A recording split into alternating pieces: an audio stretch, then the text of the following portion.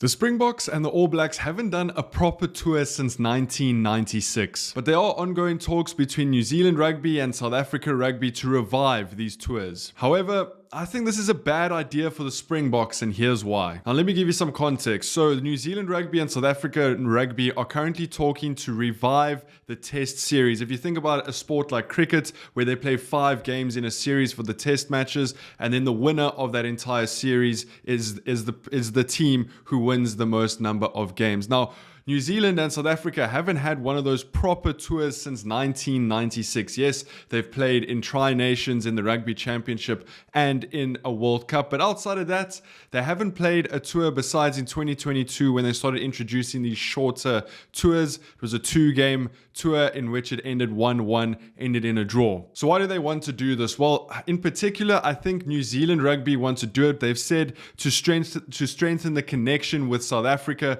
after the South African clubs left Super Rugby and joined the URC. How they are suggesting that it works is that in 2026, New Zealand come over to South Africa for an extended series. So whether that be 3 games, whether that be 5 games, whether that be 7 games.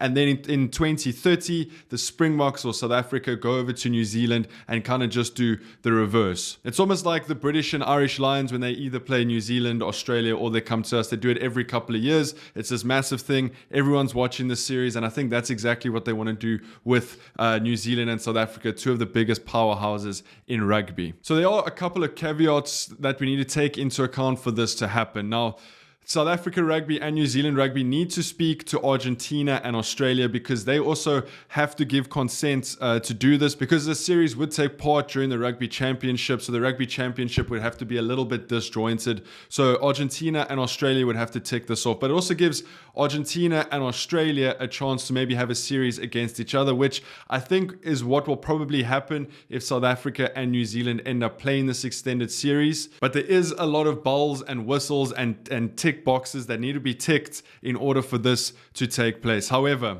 I think this is an absolutely great idea for the All Blacks and for New Zealand to play a longer test series against South Africa. But I think it's a very, very bad idea for South Africa to be playing these extended long test series against New Zealand, and here's why. Now, it's no secret that the Springboks and New Zealand are one of the biggest rivalries in international rugby, going all the way back to the 1920s. In the early days, South Africa got the best of New Zealand. Then New Zealand started getting the best of South Africa. And now, after 2020, once the South African teams left Super Rugby and joined the URC, South Africa have definitely had the upper hand on New Zealand, winning their last 4 out of 7 games against New Zealand, and they've also won the last 4 of the last 5. So South Africa definitely in the dominant seat at the moment, but that wasn't always the case. In the time span between 2010 and 2020, when the South African teams were in Super Rugby, the Springboks only beat New Zealand 3 times in 20 games. And I think there's a direct correlation between the South African teams being in Super Rugby and them not being in Super Rugby, and who's dominant, New Zealand or South Africa. Now look, South Africa have now moved to the URC, and they play teams from Wales, Ireland, England, some high top quality competition. And then the New Zealand sides now at the moment in the current Super Rugby only play against the Australian sides. They're in themselves domestically within New Zealand, and then a couple of Fijian sides. And like I said, there's absolutely no chance that it's a coincidence that between 2010 and 2020, when New Zealand were absolutely dominating South Africa, it was because the South African teams were in Super Rugby. Week in and week out, New Zealanders had the opportunity to play against South Africans.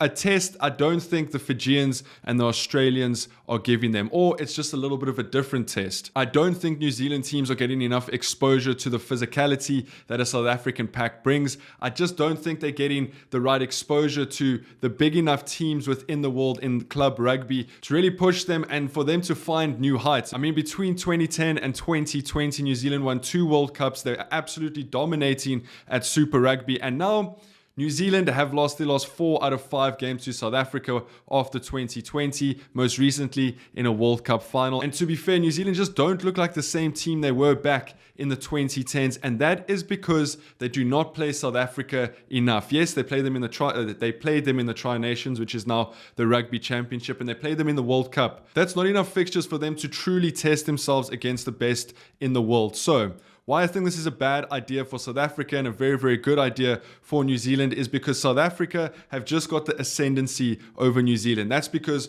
their clubs play in the URC. A lot of their players are over in Japan, are over in France, getting high quality games in week in and week out. Where the New Zealand players dominantly stay in New Zealand, play against the Australian sides, and then play against the Fijian sides, and then obviously the New Zealand sides domestically. So I just don't think the New Zealanders are getting enough exposure to some high quality physical rugby.